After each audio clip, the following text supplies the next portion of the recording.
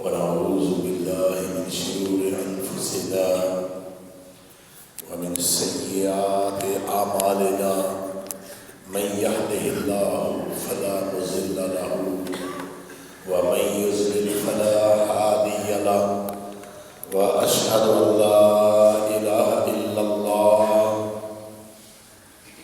وأشهد أن محمدا عبده ورسوله أما بعد فإن خير الحديث كتاب الله وخير الهدي هدي محمد صلى الله عليه وآله وسلم وشر الأمور محدثاتها وكل محدثة بدعة وكل بدعة ضلالة وكل ضلالة في النار أما بعد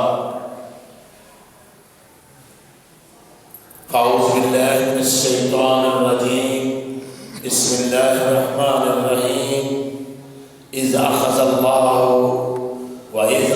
الله ميثاق النبيين لما آتيتكم من كتاب وحكمة ثم جاءكم رسول مصدق لما معكم لتؤمنن به ولتنصرنه قال أقررتم وأخذتم على ذلكم إصري قالوا أقررنا قال فاشهدوا وأنا معكم من الشاهدين فمن تولى بعد ذلك فأولئك هم الفاسقون.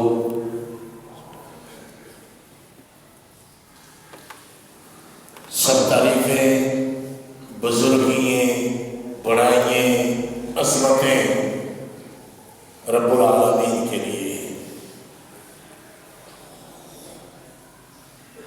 جس کا کوئی شریک نہیں ہے، جس کے علاوہ کوئی الہ نہیں ہے.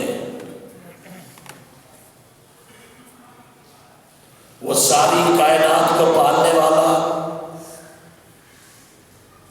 ساری کائنات کی بگڑیاں بنانے والا، وہ ایک ہی اللہ احکم الحاکمین ہے.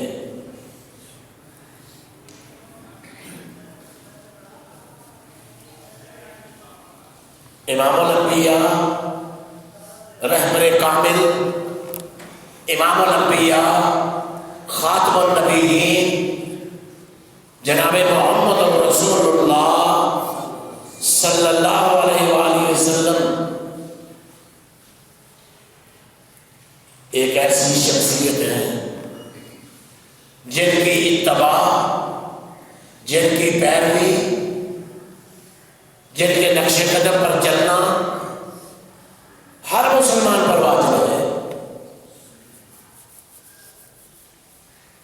اور اللہ احکم الحاکمین نے امام الانبیاء، سید الانبیاء، جناب محمد رسول اللہ صلی اللہ علیہ وآلہ وسلم کی اس آیت میں وہ عظمت بیان کی ہے، وہ شان بیان کی ہے، وہ مرتبہ اور مقام بیان کیا ہے جس کی اس کائنات میں مثال نہیں ملتی. اذ اخذ اللہ میثاق النبیین، ایک وعدہ اللہ نے تمام انسانوں سے دیا تھا. الست بربکم قالوا بلی، کیا میں تمہارا رب نہیں ہوں؟ عالم ارواح میں ہم سب نے یہ جواب دیا تھا، قالوا بلی، اللہ تمہارا رب ہے. اور ایک وعدہ عالم ارواح میں اللہ نے پیغمبروں سے بھی دیا تھا،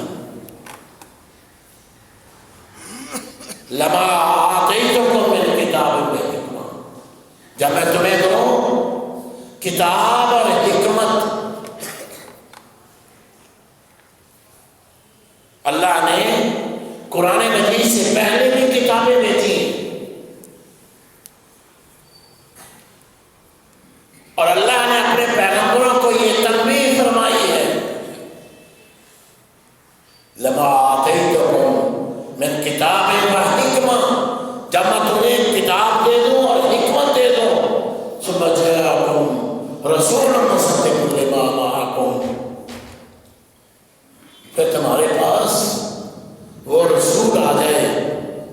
جن کی یہ تمہاری کتابیں بھی تصدیق کرتی ہیں۔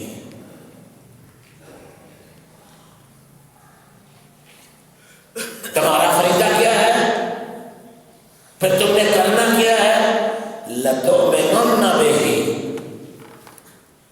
نون ثقیلہ کا اللہ نے یہاں بیان فرمایا ہے، ضرور بر ضرور تم نے اس پر ایمان بھی لانا ہے، وَلَتَنْصُرُنَّهُ، اور اس کی نصرت بھی کرنی ہے، تائید بھی کرنی ہے۔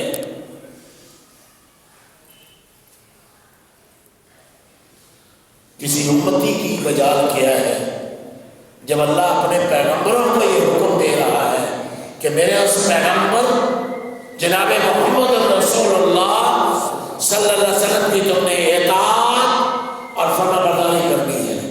اگر وہ پیغمبر آ جائے تو ہم نے اپنی نبوت کے تاج اتار دینے ہیں اور اس پیغمبر کی پیروی کرنی ہے۔ یہ تم پر واجب کر دیا گیا ہے۔ تو کسی امتی کی کیا ضرورت ہے کہ پیغمبر کے ہوتے ہوئے کوئی کسی امتی کی اطاعت کرتا پھرے اور کہے کہ یہ مجھ پر واجب ہے؟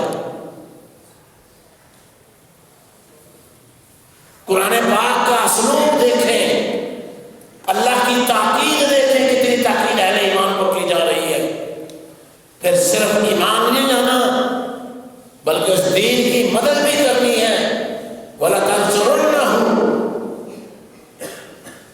تو تم نے اس دین کی ضرور اور ضرور مدد بھی کرنی ہے، اپنے مال سے، اپنی جان سے، اپنے تن اور دھن سے۔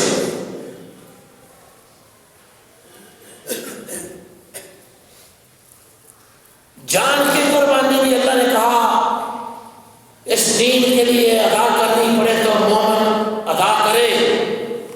دین مال تو کوئی چیز ہی نہیں ہے، اس دین کے لیے اہل ایمان سب کچھ قربان کرنے کے لیے تیار ہے، اگر وہ دین کو سمجھتا ہے کہ اس دین کی اہمیت کیا ہے، اس دین کا مرتبہ کیا ہے۔ قال اقررتم، فرمایا تم اس کا اقرار کرتے ہو اور اس پر تم عہد قبول کرتے ہو؟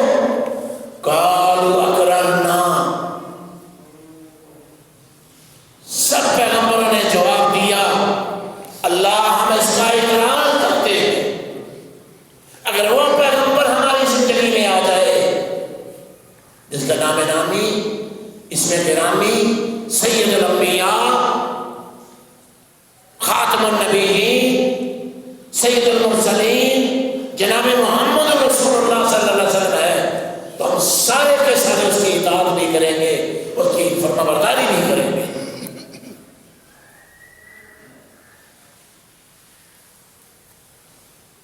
اللہ نے فرمایا فَاشْهَدُوا أَنَا مَعَكُمْ مِنَ الشَّاهِدِينَ، تم گواہ ہو جاؤ، میں بھی تمہاری اس بات پر گواہ ہوں۔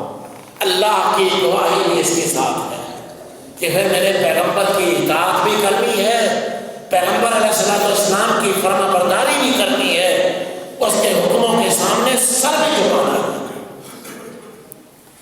پھر کسی اور کی اطاعت، کسی اور کی فرما برداری، کسی اور کے حکم کو ماننا یہ گمراہی کا راستہ ہے۔ پھر اللہ نے اس سے بھی زیادہ سخت تنبیہ فرمائی، فرمایا فَمَن تَوَلَّ بَعْدَ ذَلِكَ،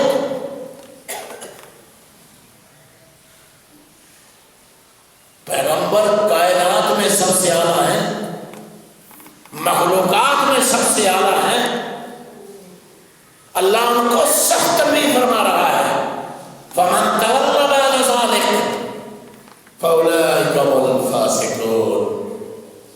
اے میرے پیغمبروں، جو اس وعدے کے بعد پھر گیا، میرے اس پیغمبر پر ایمان نہ لایا، اس پیغمبر کے دین کی نصرت نہ کی، پھر وہ فاسقوں میں سے ہوں گے۔ تصور کریں کہ جو پیغمبر اللہ احکم الحاکمین کی ہر حال میں فرما برداری کرتے ہیں، پیغمبروں نے دین کے لیے کتنے مسائل اٹھائے، کتنی پریشانیاں کاٹی، کتنی تکلیفیں آئیں، لیکن اللہ کے دین کے جھنڈے کو انہوں نے سر لوگوں نہیں ہونے دیا۔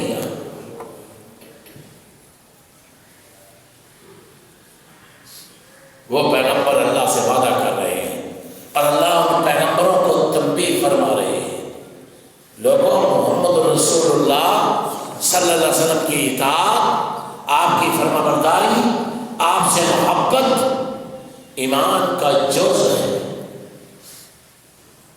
هو الذی ارسل رسولہ بالہدی ودین الحق لیظہرہ علی الدین کلہ۔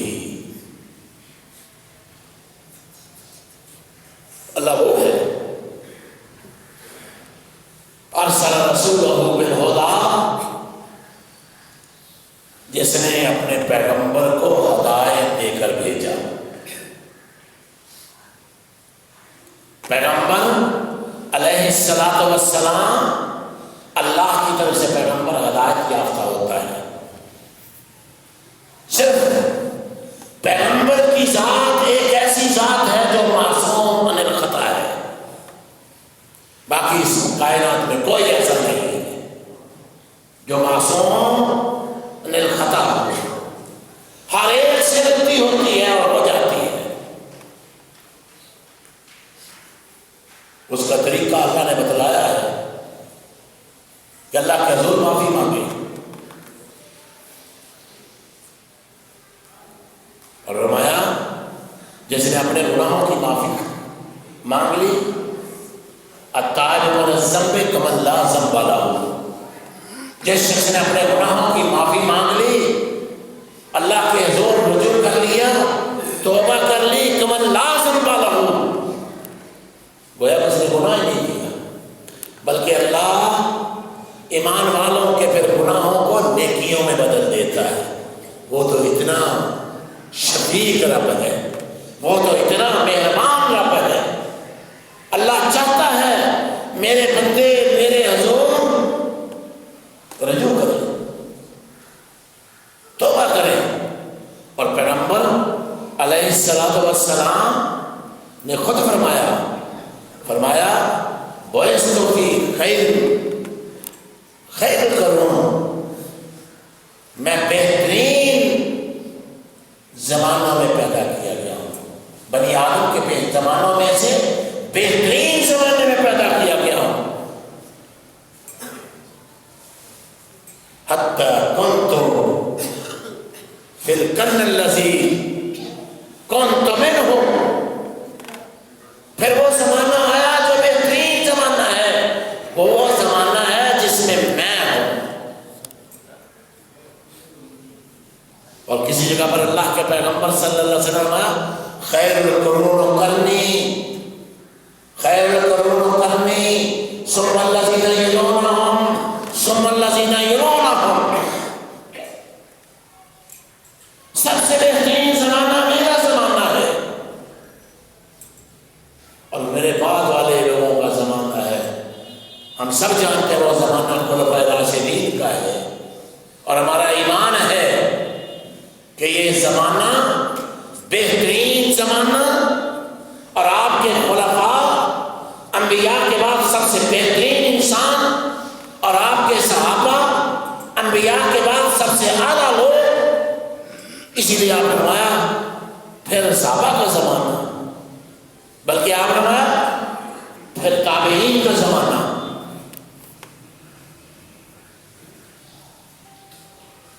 یہ متواتر روایات جو ہیں ان کو اپنے دل و دماغ میں سنبھالو،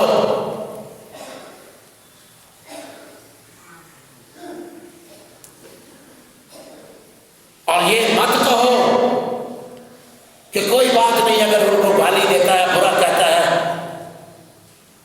ان کو برا کہنا رسول اللہ صلی اللہ علیہ وسلم نے فرمایا پہلے آپ سن چکے ہیں، لا تسبوا صحابی، لوگوں میرے صحابہ کو گالی نہ دو، اور فرمایا اگر تم میں سے کوئی اور پہاڑ جتنا بھی سونا خرچ کر دے، اور پہاڑ جتنا سونا، دیکھا کسی نے وہ پہاڑ جتنا سونا؟ اتنی بڑی مثال امام الانبیاء جناب رسول اللہ صلی اللہ علیہ وسلم نے دی. اور میرا ادنا سے ادنا صحابی اگر ایک مٹھی جو کی اللہ کی راہ میں جو سو میں اس نے خرچ کی تھی نا دین اسلام کے لیے، اس کا پھر بھی درجہ اس کے قریب نہیں ہے. یہ شان ہے ان لوگوں کی، تو کیا شان ہوگی کائنات کے امام کی، امام الانبیاء کی، سید الانبیاء کی، جن کے بارے میں اللہ نے فرمایا انا اعطیناک الکوثر.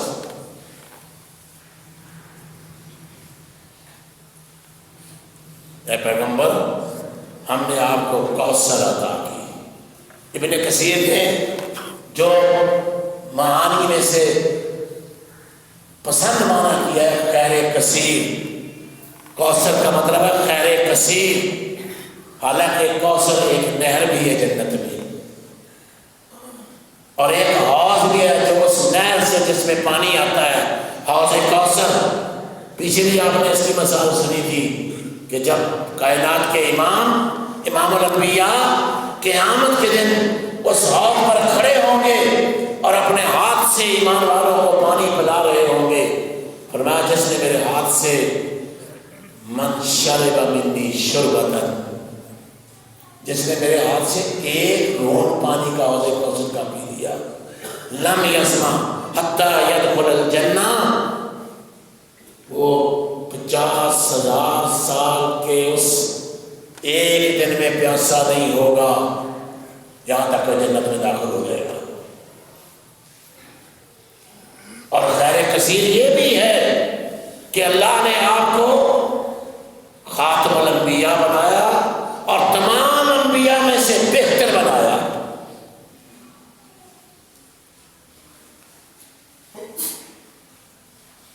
اور اس کائنات میں اللہ نے تمام انبیاء کو حکم دیا کہ جب میرا پیغمبر آ جائے تو پھر تمہاری نبوت کا وقت ختم، اپنے تاج تم نے اتار دینے ہیں.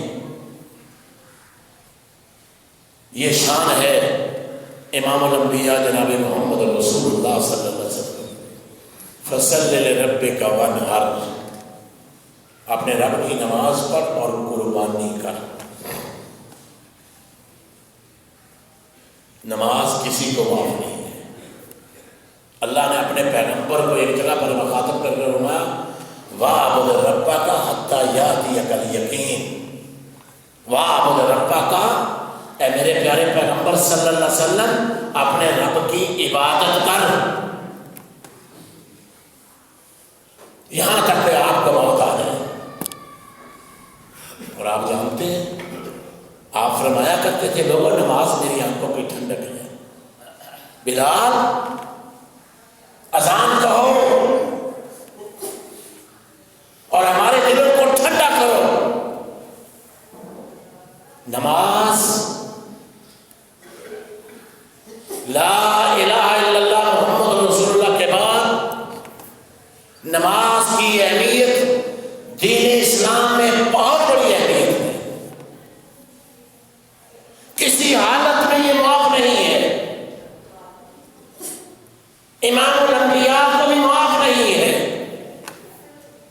تو جو کہتے ہیں میری بڑی پڑھائی ہے ان کو کیسے معاف ہو سکتی ہے؟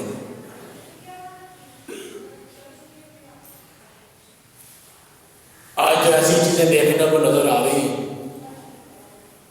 کل ہی میں دیکھ رہا تھا کہ بندہ ایک مولوی داڑھی رکھی ہوئی کپا جبا پہنا ہوا ہے اور کہہ رہا جی قرآن پڑھنے سے قوالی سننا افضل ہے. یہ پتہ نہیں کہاں سے لوگ آ گئے ہیں. وہ قرآن کی اہمیت کو تم جانتے ہو کہ قرآن اللہ کی کتاب ہے. جو بندہ قرآن کی تلاوت کر رہا ہے گویا کہ اپنے رب سے ملاقات گفتگو کر رہا ہے. قرآن بہت بڑی دولت ہے جو اللہ نے اپنے پیغمبر صلی اللہ علیہ وسلم کے ذریعے اہل ایمان کو دی.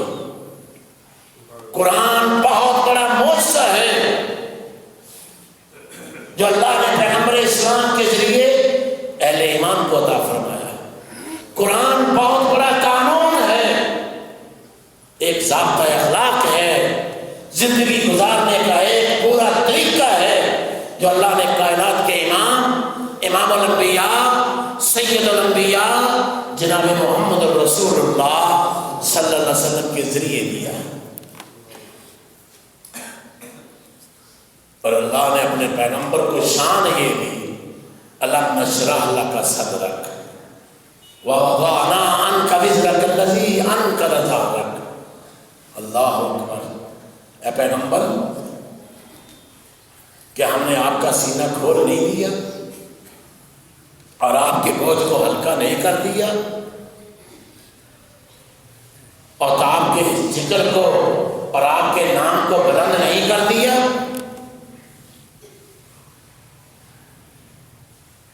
دو دفعہ اللہ کے پیغمبر جناب رسول اللہ صلی اللہ علیہ وسلم کی ہارٹ کی سرجری 2 دفعہ ہوئی ہے. بعد میں 4 دفعہ لکھا ہے. ایک دفعہ جب آپ دائی حلیمہ کے پاس تھے اور آپ کی عمر 4 سال تھی، جبریل امین آئے اور آپ کو لٹایا، آپ کے دل مبارک کو نکالا، صاف کیا، زمزم کے ساتھ دھویا اور پھر اسی کو ادھر ہی رکھ دیا. پھر معراج کے موقع پر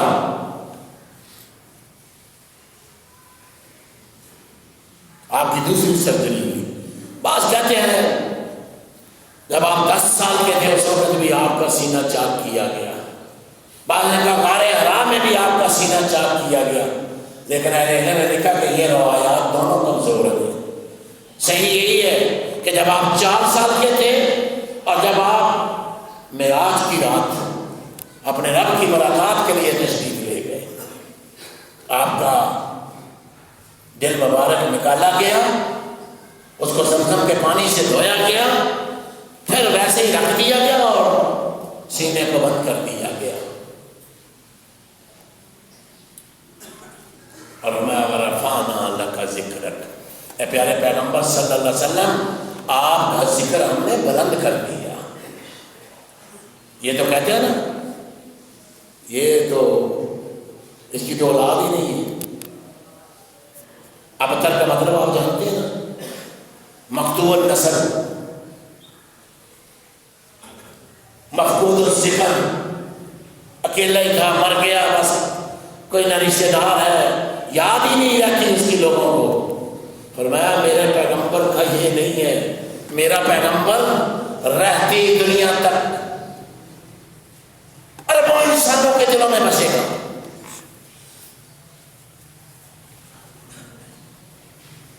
اس پیغمبر کی شان یہ ہے کہ انسان قیامت تک ان پر فدا ہوتے رہے. بڑی محبت کے ساتھ، عظمت کے ساتھ، پیار کے ساتھ ان کا نام لیا جائے گا. مقطوع النسل وہی ہے، مفقود الذکر جن کا ذکر نہ ہو وہی ہے. ابو جہل، ابو لہب، جن کا نام تاریخ میں لان تان کے لیے رہ گیا ہے.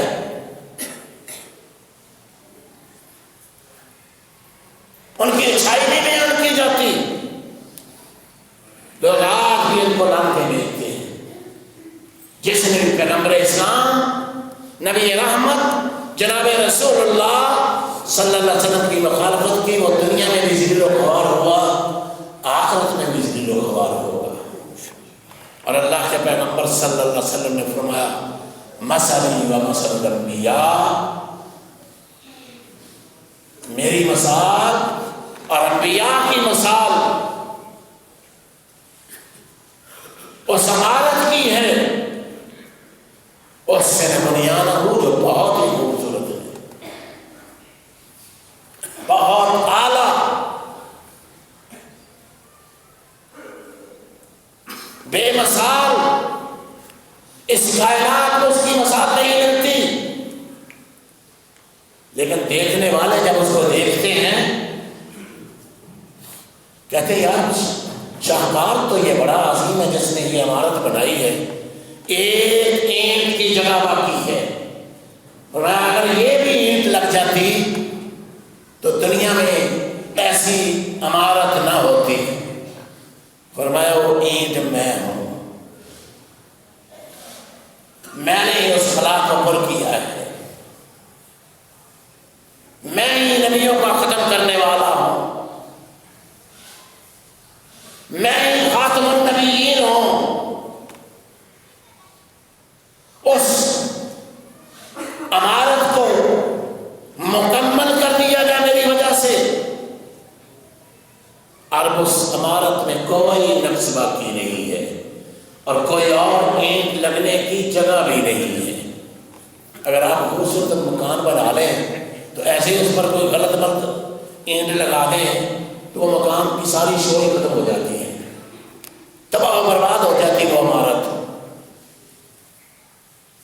تو یہ عمارت جو انبیاء کی عمارت ہے، یہ جناب رسول اللہ صلی اللہ علیہ وسلم پر ختم ہو گئی۔ آپ خاتم الرسل ہیں، آپ کے بعد کوئی نبی نہیں آئے گا، نہ ذلی نہ بروزی، نہ ہی کسی پر وحی آئے گی۔ جو یہ دعویٰ کرے گا، جس طرح کہ اللہ کے پیغمبر صلی اللہ علیہ وسلم نے فرمایا میرے بعد 30 دجال اور کذاب آئیں گے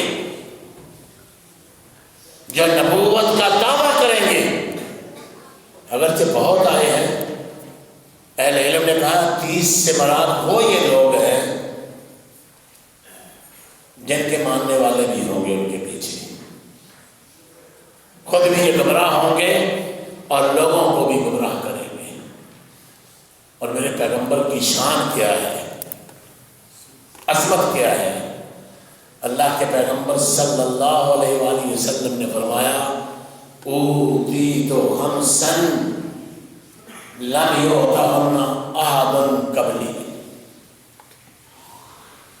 اللہ نے مجھے 5 چیزیں ایسی عطا فرمائی ہیں، لم یؤتہن احد قبلی، مجھ سے پہلے اللہ نے کسی پیغمبر کو نہیں دی ہو۔ جس طرح اللہ نے لوگوں کو پیغمبروں کو معجزات دیے، لیکن امام الانبیاء سید الانبیاء جناب رسول اللہ صلی اللہ علیہ وسلم کو قرآن کا معجزہ دیا، اور تمام پہلے ادیان ساری کتابوں کا نچوڑ اللہ کی کتاب قرآن ہے۔ فرمایا یہ 5 چیزیں اللہ نے مجھے عطا کی ہیں، پہلے کسی پیغمبر کو عطا نہیں فرمائی۔ نصرت بالرعب مسیرۃ الشہر، اللہ نے 1 مہینے کی مسافت تک کافروں پر میرا رعب طاری کر دیا ہے۔ اور فرمایا جعلت لی الارض مسجدا وطہورا، اور اس زمین کو اللہ نے میرے لیے پاکیزگی اور مسجد بنا دی ہے۔ جہاں بھی میری امت کے کسی آدمی کو جگہ ملے، نماز کا وقت آ جائے، فرمایا وہیں وہ نماز ادا کر لے، اور اگر پانی نہ ملے تو تیمم کر لے۔ کتنی سہولت ہے، کوئی پانی بہت زیادہ تلاش کرنے کی ضرورت بھی نہیں ہے کہ شام تک آدمی پانی تلاش کرتا رہے، نماز کو اس کے وقت پر ادا بھی کرنا ہے۔ پھر سہولت اتنی ہے کہ اگر نماز پڑھنے کے بعد پانی مل جائے تو نماز کو دوبارہ لوٹانے کا حکم نہیں دیا گیا، وہی نماز کافی ہے۔ اور فرمایا احلت لی الغنائم، اللہ نے میرے لیے غنیمتوں کو حلال کر دیا ہے۔ پہلی امتوں میں کیا تھا؟ مرضی غنیمتیں ہوں.